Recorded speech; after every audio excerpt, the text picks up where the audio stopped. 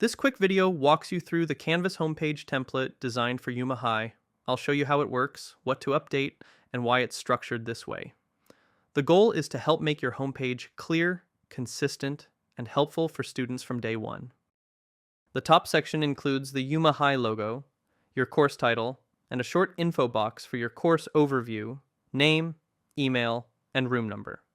It has been designed with accessibility in mind. If you'd rather design your own header, you can replace this section with a custom banner, but keep in mind that text inside images isn't copyable and may cause issues with screen readers. You can always add a decorative banner above or below this section if you want a more personalized look. This section is the core of the homepage, your weekly agenda. Let's walk through building out week 1 together. At the top, you'll see a space for your essential standard. I'll use an example from my course to demonstrate what this would look like. Keep in mind, the essential standard is the larger standard, almost like a unit standard. The student learning objectives, or SLOs, are under the umbrella of an essential standard. If you're working with more than one standard, feel free to list them all. Just be sure to include proper naming conventions so everything stays organized and easy to reference. Now, let's build out Monday. Under Student Learning Objective, I'll type my specific SLO that I want to target for the day. For the essential question, I'll go with something like, how are sets, subsets, and elements related? In the agenda section, try to keep your format consistent and use descriptive naming conventions that point to the related SLOs. Here's an example. Giving your activities numbers like 1.1 assignment helps students track relevant content throughout Canvas. Once Monday is done, you'll repeat the process for the rest of the week, keeping each day aligned to the standard and easy for students to follow. Below the agenda section, you'll find the class info and navigation area. These buttons are designed to give students quick access to key parts of your course. The modules button should be linked directly to your course's main modules page.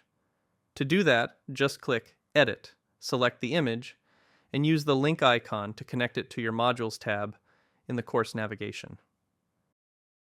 The Previous Weeks button should link to the internal Previous Weeks page, where you'll store older content week by week. We'll walk through how to update that page in the next section. The AI Use Policy button should link to a page or document you'll create based on your classroom or campus AI guidelines.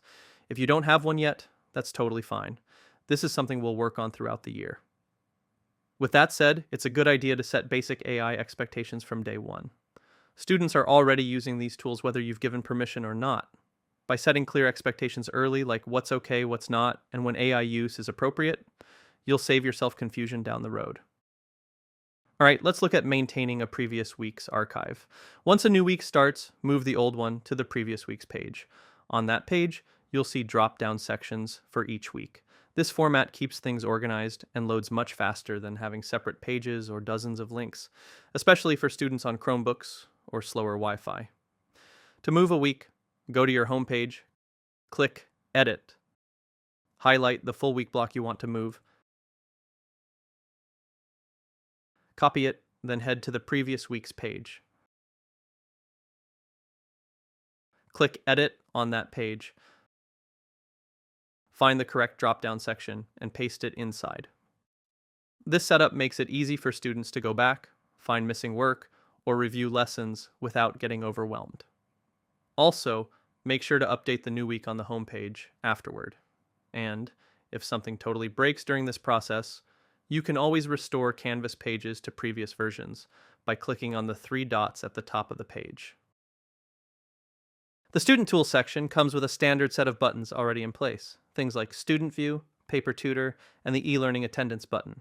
If you want to add other resources your class uses regularly, you're welcome to extend this section. To add a new button, search online for the Tools logo, ideally a transparent PNG.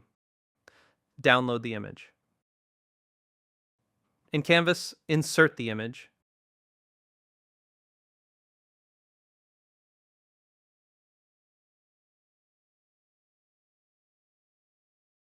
Keep your image sizes consistent so the layout stays clean. Then use the link icon to connect it to the external site. And one tip, always test your links in Student View before publishing, just to make sure everything works as expected. That wraps up the homepage walkthrough. This template is built to give students a consistent, accessible experience while still giving you room to personalize. If you need help making edits, linking buttons, or exploring more advanced techniques like tabs or custom layouts, feel free to reach out to me. In the next video, we'll dig into Canvas best practices, focusing on topics such as organization, feedback, and accessibility to help you strengthen your overall course design.